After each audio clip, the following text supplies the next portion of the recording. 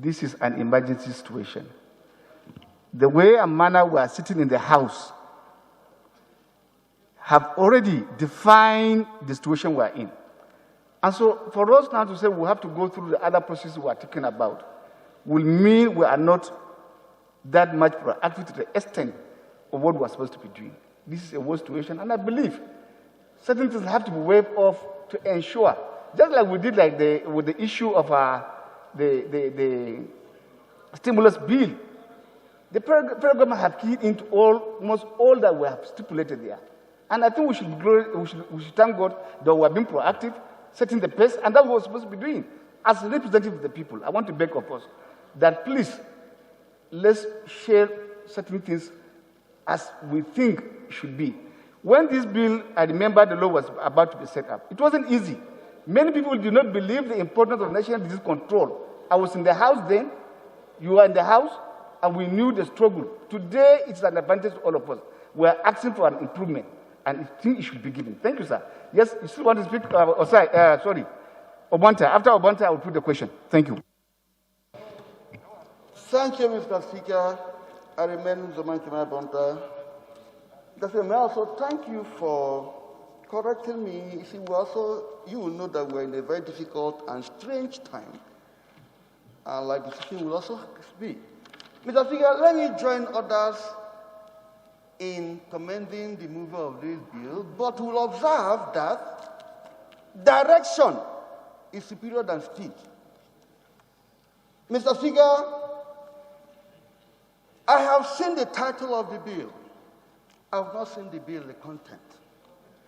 I was shocked when one of the contents of the bill will be giving NCDC or whatever they're called the right to do certain things, including vaccinations. Mr. Speaker, we are all aware of what is awash in social media, including the chiefs and all whatnot. Mr. Speaker, I want to buy and agree with the postulation of the last speaker.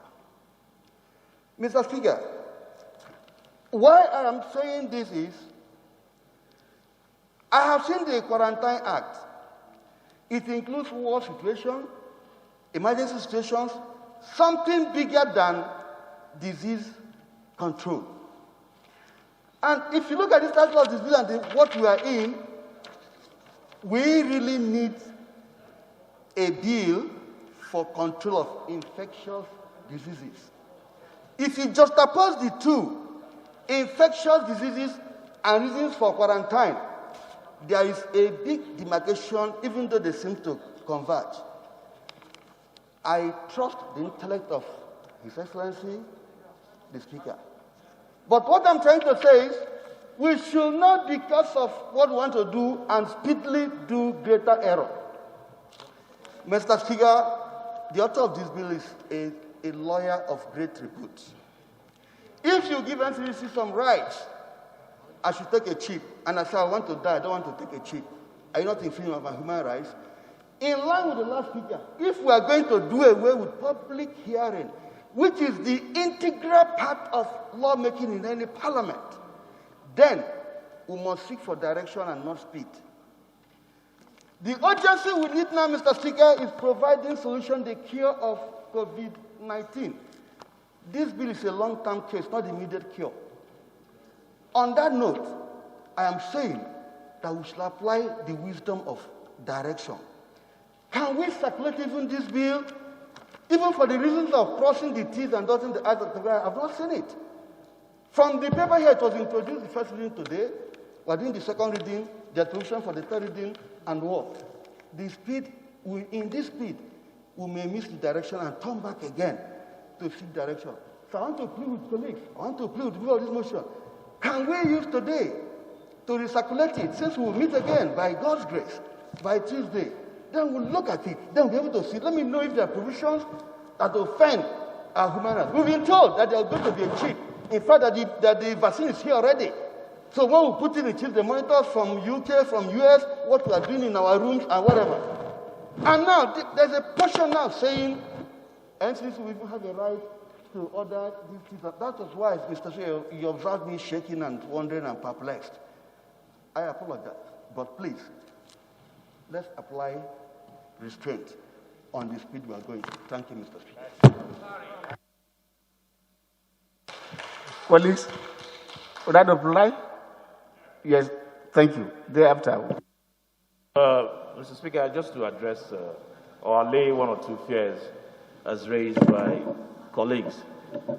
I don't know if the chairman's business is here. Like somebody has rightly pointed out, this is an emergency session, more or less.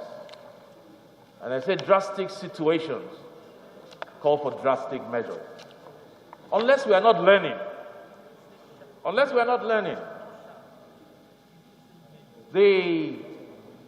Let me apologize that the bill has not been circulated. Because unfortunately for the business and rules, we had to summon them just a couple of days ago, and they worked night and day. So the situation did not call, or was not amenable for 360 copies and circulation of copies. But I believe, like many bills that have passed this House, sometimes we just basically need to follow the argument under the circumstances. The issue of vaccination, if you look at the language of the bill, it says the NCDC may. It doesn't say shall. It says may. Giving the NCDC the powers to use their discretion, looking at the locality, looking at the culture, and looking at how infectious and dangerous this disease may be. That is the empowerment we're talking about. It is also not true for anyone, particularly somebody of long-standing or longevity in this House, to say public hearing is an integral part of every bill. I'm sure he knows the reason and the essence of public hearing. What public hearing means, after a bill has gone through first, second, and third, and through the rigors of the National Assembly or the legislature, public hearing means exactly what it says, public.